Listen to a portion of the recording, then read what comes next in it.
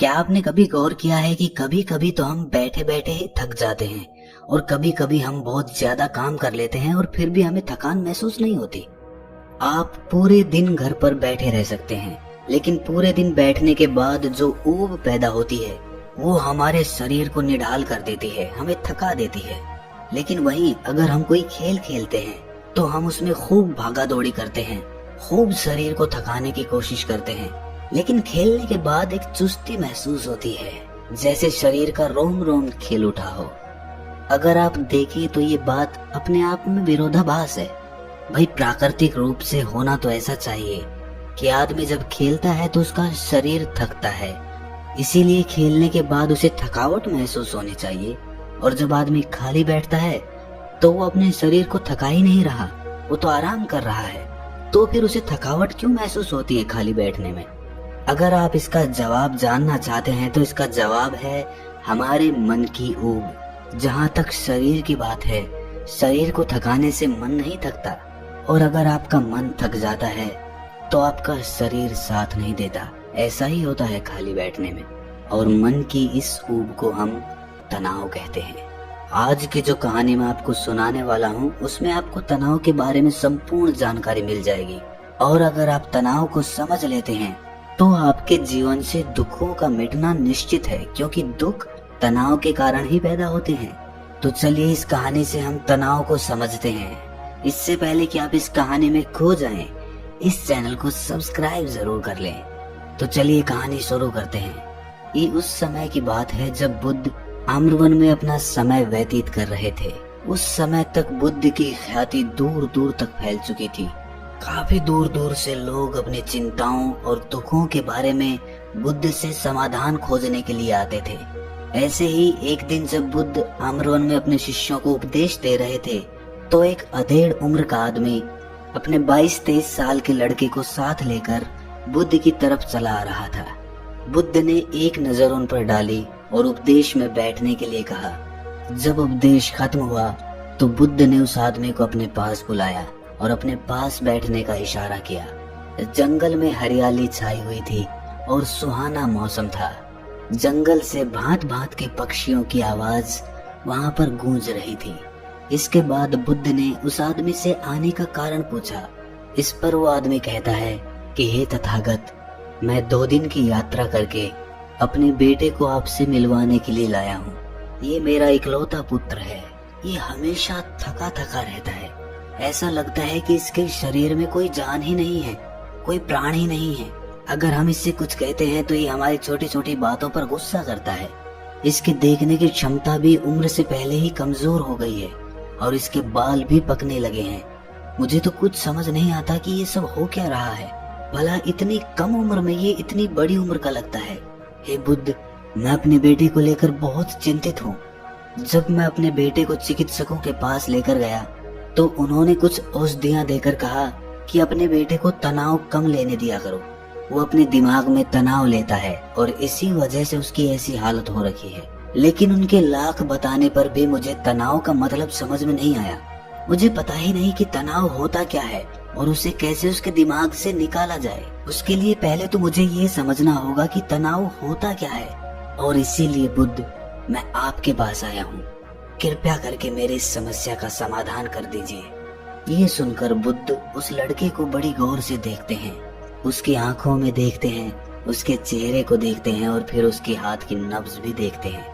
ये सब विधियां करने के बाद बुद्ध उस आदमी से कहते हैं कि तनाव लेना तो कोई नहीं चाहता, लेकिन फिर भी तनाव लोगों को दीमक की तरह पकड़ लेता है और इंसान को ये पता ही नहीं चलता कि वो तनाव में जी रहा है। लेकिन अगर वही इंसान तनाव को समझ लेता है, तनाव के बारे में कोई ऐसा पैमाना बना लेता है कि उसे पता चल सके कि वो कितना तनाव में है, तो वो उस समस्या का समाधान भी खोज सकता है। मुख्य रूप से तनाव के 8 कारण होते हैं। इसके बाद बुद्ध कहते हैं कि सबसे पहले तो हमें ये समझना होगा कि तनाव होता क्या है। जब कोई इंसान कोई काम कर रहा होता है और उसका मन कहीं दूर भटक रहा होता है, कल्पना में होता है, तो उससे शरीर और मन के बीच दूरी पैदा हो जाती है, और जितनी दूरी शरीर और मन के बीच में होगी, हम उतने ही निद्रा की अवस्था में होंगे। और इसी दूरी को, इसी खिंचाव को तनाव कहा जाता है। कोई खेल खेलने के बाद आदमी चुस्ती महसूस क्यों करता है? हालांकि उसने अपने शरीर को तो थकाया है, लेकिन समझने की बात यह होती है कि खेलते वक्त मन और शरीर पूरा उस खेल पर केंद्रित होता है, जिससे शरीर और मन में दूरी पैदा नहीं होती और कोई तनाव पैदा नहीं होता, बल्कि हमारा तनाव दूर हो जाता है। और वहीं जब हम कोई अरुचिपूर्ण कार्य करते हैं जिसमें हमारा मन नहीं लगता, तो हम शारीरिक रूप से वो काम तो करते हैं, लेकिन हमारा मन कहीं दूर कल्पना में भटक रहा होता है। इससे शरीर और मन में एक दूरी पैदा हो गई और तनाव ने जन्म ले लिया। इसीलिए इंसान को एक बार में एक ही काम करना चाहिए और उसी पर अपना तन और मन केंद्रित रखना चाहिए, जिससे आपके भीतर कोई तनाव पैदा ही ना हो। तनाव के कुछ मुख्य कारण भी होते हैं। इसके बाद बुद्ध कहते हैं कि अगर हम इन कारणों को जान लेते हैं तो हमारे अंदर तनाव कभी भी पैदा नहीं होगा। मुख्य रूप से जो कारण है उसमें सबसे पहला कारण होता है महत्वाकांक्षा। महत्वाकांक्षी होना अच्छी बात होती है, लेकिन कभी आपने गौर किया है कि इंसान के लक्ष्य कभी पूरे ही नहीं होते हैं, क्योंकि इंसान का कोई एक लक्ष्य होता ही नहीं है। जब इंसान एक लक्ष्य को प्राप्त कर लेता है तो दूसरा लक्ष्य स्थापित हो जाता है, और इसी तरह वो अपने लक्ष्य को पाने के लिए गोल गोल घूमता रहता है। इसीलिए जो इंसान ज्यादा महत्वाकांक्षी होता है, जिसे बड़े बड़े लक्ष्य प्राप्त करने होते हैं, वो वर्तमान में कभी नहीं जी पाता। उसका मन हमेशा भविष्य की योजनाएं बनाता रहेगा और बस उसका शरीर वर्तमान में होगा, उसका मन भविष्य में होगा, और इन दोनों की दूरी की वजह से उस आदमी में तनाव पैदा हो जाएगा। इस पर वो युवक पूछता है कि हे बुद्ध, तो क्या आदमी को अपना लक्ष्य ही नहीं बनाना चाहिए? क्योंकि लक्ष्य बनाना भी तो महत्वाकांक्षा होती है। इस पर बुद्ध कहते हैं कि जीवन में कोई लक्ष्य बनाना गलत बात नहीं है। समस्या पैदा तब होती है जब हम पूरे का पूरा ध्यान उस लक्ष्य पर ही लगा देते हैं। आदमी को वर्तमान में जीना आना चाहिए। आप लक्ष्य बनाइए, उनके प्रति निरंतर मेहनत करिए, लेकिन इसके साथ साथ आपके दिमाग में ये ख्याल भी होना चाहिए कि आप अभी वर्तमान में जी रहे हैं। इसके बाद बुद्ध ने तनाव का दूसरा मुख्य कारण बताया, जो कि था ईर्ष्या। बुद्ध ने कहा कि जब आदमी ईर्ष्यापूर्ण या द्वेषपूर्ण हो जाता है तो भी उसका मन सड़ने लगता है। ईर्ष्या आंतरिक घाव होता है। आंतरिक मतलब मन का घाव होता है। शरीर का घाव तो भर जाता है, लेकिन मन का घाव कभी नहीं भरता। इसीलिए इंसान को दूसरे की तरक्की से कभी ईर्ष्या नहीं करनी चाहिए। तनाव का तीसरा मुख्य कारण होता है किसी दूसरे से अपेक्षा। बुद्ध ने बताया कि एक बाप होने के नाते वो अपने बेटे से बहुत सारी अपेक्षाएं रखता है कि मेरा बेटा एक कामयाब इंसान बने, वो जिस तरह मैं चाहता हूँ उस तरह का जीवन जिए। और जब आदमी किसी से अपेक्षा करने लगता है तो कहीं ना कहीं वो अनजाने में खुद के लिए तनाव पैदा कर रहा होता है। जरा सोचिए कि वही बेटा अगर अपने बाप के हिसाब से नहीं चलेगा, वो नहीं बन पाएगा जो उसका बाप चाहता है, तो फिर उसके पिता के मन को तनाव पकड़ लेगा। इसीलिए किसी से भी अपेक्षा नहीं करनी चाहिए, ना ही दूसरे से और ना ही खुद से। इसके बाद तनाव का अगला मुख्य कारण बताते हुए बुद्ध ने कहा कि अरुचिपूर्ण कार्य करने से भी मन में तनाव पैदा होता है। जिस काम में हमारा मन ही नहीं लगता, जिसमें हमारी रुचि ही नहीं है, तो उस काम में हम अपना मन नहीं लगा पाएंगे। हमारा मन कल्पनाओं की उड़ान भरेगा और हमारा शरीर वहीं बैठा रहेगा। इसीलिए दोनों में दूरी पैदा होने की वजह से ये भी तनाव का कारण बन जाता है। इसीलिए आदमी को सिर्फ रुचि के हिसाब से ही कार्य करने चाहिए। इसके बाद बुद्ध ने कहा कि शारीरिक दुख भी तनाव का कारण होता है। जब आदमी को कोई शारीरिक कष्ट होता है तो आदमी का मन उसी बीमारी के बारे में सोचता रहता है, जिससे उसके मन में दुख के विचार पनपते हैं और वहाँ पर तनाव पैदा हो जाता है। ये सुनकर उस आदमी ने कहा कि हे बुद्ध, शारीरिक दुख तो किसी को भी आ सकता है, तो क्या वो आदमी हमेशा तनाव में ही जिएगा? इसका जवाब देते हुए बुद्ध कहते हैं कि ये बात ख्याल करने की होती है कि हमारा जीवन दुखों का आगार है। जैसे जैसे हमारी उम्र बढ़ती है वैसे वैसे बीमारियां आती हैं, दुख आते हैं और एक दिन मौत भी आती ही है। तो बीमारियां जीवन का अभिन्न हिस्सा है। किसी में वो समय से पहले आती है तो किसी में बाद में आती है। और जब इंसान का मन इसके बारे में समझने लगेगा तो वो अपनी बीमारी के बारे में सोचकर ज्यादा तनाव नहीं लेगा, क्योंकि वो जीवन का एक अभिन्न हिस्सा है। और इसके लिए आदमी को शारीरिक रूप से भी अभ्यास करते रहना चाहिए ताकि उसका शरीर लंबे समय तक स्वस्थ बना रह सके। और ये भी जान लो, तनाव का एक मुख्य कारण होता है अपनी योजनाओं को समझने के लिए वक्त न देना।